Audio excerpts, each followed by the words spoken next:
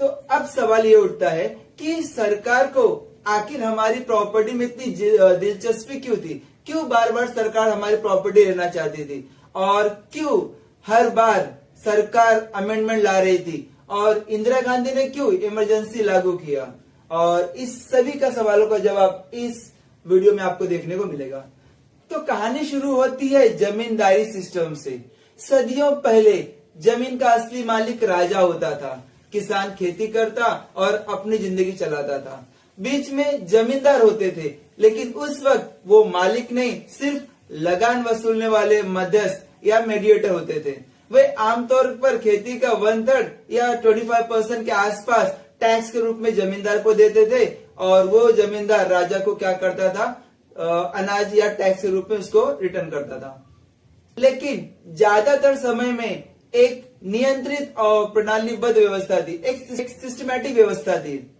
किसान को अपनी खेती पर कंट्रोल था, नियंत्रण था, और सभी जानते थे कि राजा को क्या देना है और क्या नहीं।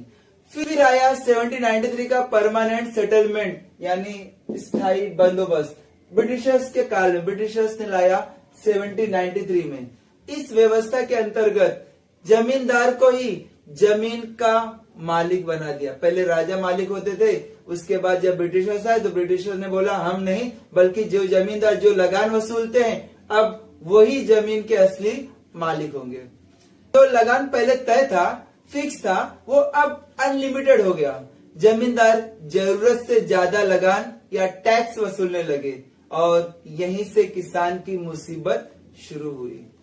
किसान दिन रात मेहनत करता, लेकिन फसल का बड़ा हिस्सा उसे जमींदार को देना पड़ता।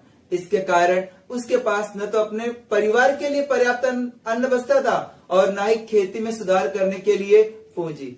किसान कर्ज में दबते जा रहा था, और यही वह समय था जब समाज में आवाज उठने लगी कि यह व्यवस्था अब पूरी तरह खत्म होनी चाहिए। स्वतंत्रता संग्राम के दौरान भी नेताओं ने यही मुद्दा उठाया कि किसी भी हालत में यह व्यवस्था बंद होनी चाहिए। अगर गांव और किसान मजबूत नहीं होंगे तो आजादी का सपना अधूरा रह जाएगा, और धीरे धीरे जमींदारी उन्मूलन की मांग बढ़ती चली गई। फिर 1947 में जब देश आजाद हुआ तो लोगों ने सोचा कि अब तो देश में दूध दही की नदियां बहेंगी।